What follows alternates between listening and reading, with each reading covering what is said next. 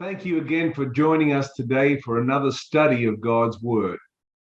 परमेश्वर का वचन की शिक्षा के लिए फिर से हमारे साथ जुड़ने के लिए हम आपका धन्यवाद करते हैं।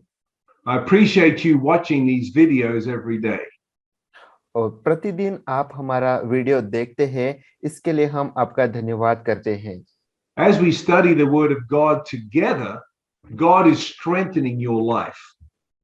और प्रतिदिन हमारे साथ जुड़कर परमेश्वर का वचन सीख रहे हैं, इसलिए परमेश्वर आपके जीवन के अंदर आपको मजबूत कर रहा है। He is increasing your faith. परमेश्वर का वचन आपके विश्वास को बढ़ा रहा है। You are becoming more and more like Jesus Christ. और आप लोग प्रभु यीशु के स्वभाव में ज्यादा ही ज्यादा बनते जा रहे हो। All of this week we've been reading through the book of Hebrews. और ये हफ्ते प्रतिदिन हम इब्रानियों के पुस्तक में से पढ़ रहे हैं। And today we're going to be reading Hebrews chapters 9 and 10. आज हम इब्रानियों की पत्री उसके 9वें और 10वें अध्याय को पढ़ रहे हैं। Paul has been teaching these Jewish believers about staying strong in their faith. पाउल यहाँ पे यहूदी विश्वासियों को समझा रहे हैं कि वो अपने विश्वास के अंदर मजबूत बने रहें। He's been teaching them not to deny Jesus Christ and what Jesus did for them on the cross. वो पाउल उन लोगों को समझा रहे हैं कि वो लोग प्रभु यीशु को नकार ना करे और साथ में ही प्रभु यीशु ने जो क्रूस पे किया इस बात के ऊपर अविश्वास न करे। He's been teaching the Jewish believers, do not go back under the Old Testament. पाउल उन लोगों को शिक्षा दे रहे हैं कि वो लोग पुरानी वाचा की व्यवस्था में फिर से ना जाए। Because the blood of goats and other animals was not sufficient to deal with your sin. क्योंकि जो भेड़ और बकरियां हैं, उनका जो लहू है, उनका लहू हमारे पापों को नहीं धो सकता। It took the blood of the Lamb of God, the perfect Lamb of God, to deal with man's sin. और पाप के मनुष्य के पाप के उद्धार के लिए मनुष्य को पाप में से छुड़ाने के लिए वो मेमने का लहू जो पिता परमेश्वर का मेमना है, उसका जो संपूर्ण बलिदान है, वही हमें पाप में से छुड़ा सकता है। So if you receive the sin of unbelief and no longer believe on the Lord Jesus Christ, then you have lost your salvation. अगर आपने अविश्वास किया है और साथ में ही प्रभु यीशु ने जो क्रूस पे किया और प्रभु यीशु का नकार करते हैं, तभी जाकर आप अपने उद्धार को खो सकते हैं। There's only one sin that keeps you out of heaven. और सिर्फ एक ही पाप है जो आपको स्वर्ग में जाने से रोक सकता है। That's the sin of unbelief. और वो जो पाप है वो अविश्वास का पाप। Because you have to believe to get into heaven. क्योंकि स्वर्ग में जाने के लिए आपको विश्वास करना पड़ेगा। You have to believe on the Lord Jesus Christ and then you are saved. आपको प्रभु यीशु के ऊपर भरोसा रखना पड़ेगा, विश्वास करना पड़ेगा, तब जाकर आप उद्धार पाओगे। You have to believe in what Jesus Christ did for you on the cross in order to receive eternal life. अनंत काल का जीवन पाने के लिए क्रूस पे जो प्रभु यीशु ने किया, उस बात के ऊपर आपको भरोसा रखना पड़ेगा। So if you do not believe those things, then you cannot receive eternal life. अगर आपने वो सारी बातों के ऊपर भरोसा नहीं किया, तो आप अनंत जीवन के सहभागी नहीं हो सकते। So that is the only sin that Jesus cannot forgive. तो एक ही पाप है जिस पाप को प्रभु यीशु आपको माफ नहीं कर सकते। He cannot forgive the sin of unbelief because you need to believe to get into heaven.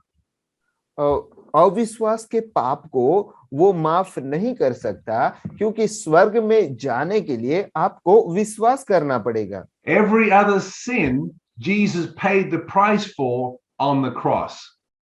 हर पाप के लिए प्रभु यीशु ने क्रूस के ऊपर प्रभु यीशु ने उसको भरपाई कर दी है। वो पाप के लिए प्रभु यीशु ने कीमत चुका दी है। He has paid the price for murder. प्रभु यीशु ने खून के लिए भी किसी को मार डाला है, ऐसे पाप के लिए भी कीमत को चुका दिया है। Jesus has paid the price for prostitution. और व्यभिचार के पाप के लिए भी प्रभु यीशु ने कीमत चुका दी है। Jesus has paid the price for homosexuals. और जो सजातीय संबंध है उसके लिए भी प्रभु यीशु ने कीमत चुका दी है। So whatever sin you can think of, Jesus has paid the price for it. जो कुछ भी पाप के बारे में आप सोच रहे हैं वो सारे पापों के लिए प्रभु यीशु ने कीमत को चुका दी है। The judgment of God was poured out on Jesus Christ for all of man's sin. और प्रभु यीशु जो न्याय है वो न्याय को हमारे सारे लोगों के पापों के न्याय के लिए वो प्रभु यीशु के ऊपर वो सारे पाप को रखा गया। But if you do not believe, then you cannot receive what God has given you in Jesus Christ. लेकिन अगर आपने अविश्वास किया, प्रभु यीशु के ऊपर विश्वास नहीं किया, तो प्रभु यीशु के अंदर जो कुछ भी हमें मिला है वो हमें नहीं मिलेगा।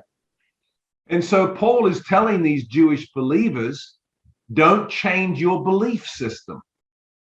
पाउल यहाँ पे यहूदी विश्वासियों को समझा रहे हैं कि उनका जो विश्वास की जो बातें हैं उनको वो लोग समझ ले। Let's read verse 26 and 27 of Hebrews chapter 10. हम 10वें अध्याय की 26वीं और 27वीं आयत पढ़ेंगे। इब्रानियों का पत्री 10वां अध्याय 26वीं और 27वीं आयत। क्योंकि सच्चाई की पहचान प्राप्त करने के बाद यदि हम जानबूझकर पाप करते रहे तो पाप के लिए फिर कोई बलिदान बाकी नहीं। हाँ, दंड का एक भयानक बाट जोना और आग का ज्वलन बाकी है जो विरोधियों को भस्म कर देगा। आमीन। So Paul is saying if you sin willfully, there is no more sacrifice for your sin. पाउल यहाँ पे समझा रहे हैं कि अगर आप जानबूझकर पाप कर रहे हैं तो उसके लिए कोई बलिदान बाकी नहीं है। If we just read that passage by itself, we would think Paul is saying if you do any sin, you no longer have any sacrifice for your sin. अगर हम लोग ये जो 10वां अध्याय है उसको सिर्फ पढ़ते ही जाएंगे तो हम लोग ऐसा समझेंगे कि कोई भी पाप के लिए हमारे पास अब कोई रास्ता नहीं है। But because we're reading the whole book of Hebrews, we already know what Paul is talking about. लेकिन अब हम पूरे इब्रानियों को पुस्तक को बारी-बारी से अच्छी तरह से पढ़ रहे हैं, इसलिए अब हम जानते हैं कि इब्रानियों की पुस्तक में क्या लिखा हुआ है। He is talking about the sin of rejecting Jesus Christ. यहाँ पे जो बात हो रही है वो उस पाप का जो प्रभु यीशु का नकार करता है। There's no more salvation for that sin. और जो प्रभु यीशु का नकार करता है उस पाप के लिए कोई भी उद्धार नहीं है। So you have to reject Jesus Christ. That is the sin that causes you to lose your salvation. और प्रभु यीशु का नकार करने का पाप, यही पाप हमें स्वर्ग में जाने से रोक सकता है। Let's read verses 28 and 29. हम 28वीं और 29वीं आयत भी पढ़ेंगे। जब मूसा की व्यवस्था का न मानने वाला 2 या 3 जनों की गवाही पर बिना दया के मार डाला जाता है तो सोच लो कि वह कितने और भी भारी दंड के योग्य ठहरेगा, जिसने परमेश्वर के पुत्र को पांवों से रौंदा और वाचा के लहू को जिसके द्वारा वह पवित्र ठहरा गया था अपवित्र जाना है और अनुग्रह के आत्मा का अपमान किया। So in verse 28, he said in the Old Testament, If they rejected Moses, then they were destroyed. और 28वीं आयत में इस तरह से लिखा गया है कि अगर उन्होंने मूसा की व्यवस्था को न माना तो उन लोगों को मार डाला जाएगा। And so also in the new covenant, if you reject the Son of God and what he's done for you, then there's no more salvation. और 29वीं आयत में इस तरह से लिखा गया है, अगर आपने पिता परमेश्वर का पुत्र प्रभु यीशु का नकार किया तो उसके बाद आपके लिए उद्धार नहीं है। So Paul is not dealing with just any sin that causes you to lose your salvation.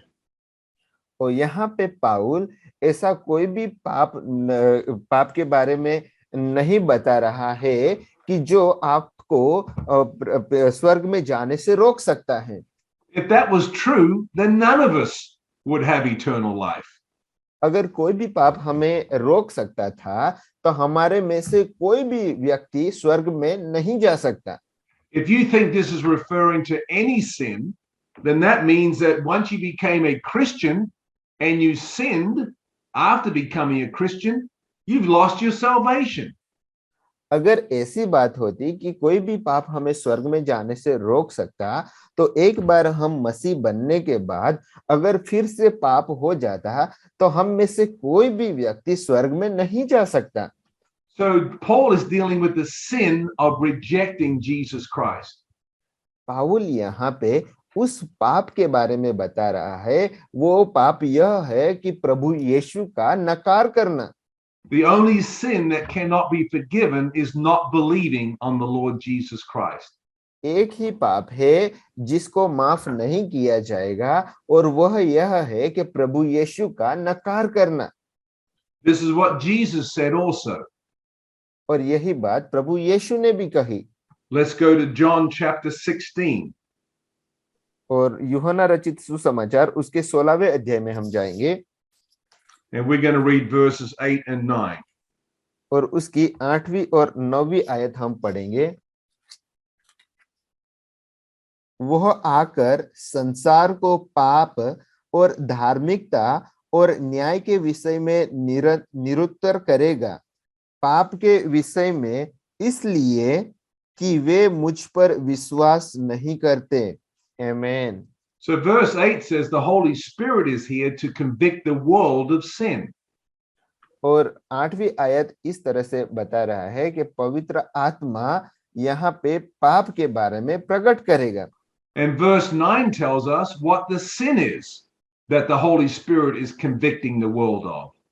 और यहाँ पे 9वीं आयत इस तरह से बता रहा है कि पाप के विषय में पवित्र आत्मा बताएगा।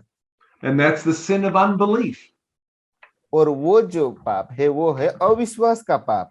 That's the only sin that's keeping you out of heaven. और यही एक पाप है जो हमें उद्धार पाने से रोकेगा। Because all the other sins have been dealt with in Jesus Christ. क्योंकि हर दूसरे पाप को प्रभु यीशु के अंदर उसका उपाय किया गया है। Amen. आमीन। So let's go back to Hebrews again. हम फिर से इब्रानियों की पुस्तक में जाएंगे। And we want to read the last verse in chapter 10. और उसकी 39वीं आयत हम पढ़ेंगे। इब्रानियों का पत्र 10वां अध्याय और उसकी 39वीं आयत। पर हम हटने वाले नहीं कि नाश हो जाए, पर विश्वास करने वाले हैं कि प्राणों को बचाए। आमीन। Amen. So Paul is saying to these Jewish believers, keep on believing. यहाँ पे पाउल यहूदी विश्वासियों को कह रहे हैं कि विश्वास करने में लगे रहें। Do not deny the Lord Jesus Christ. प्रभु यीशु का नकार न करें। Amen. Well, God bless you and you have a blessed day. आमीन। पिता परमेश्वर आपको आशीषित करे और आज का दिन आपके लिए आशीषमय हो।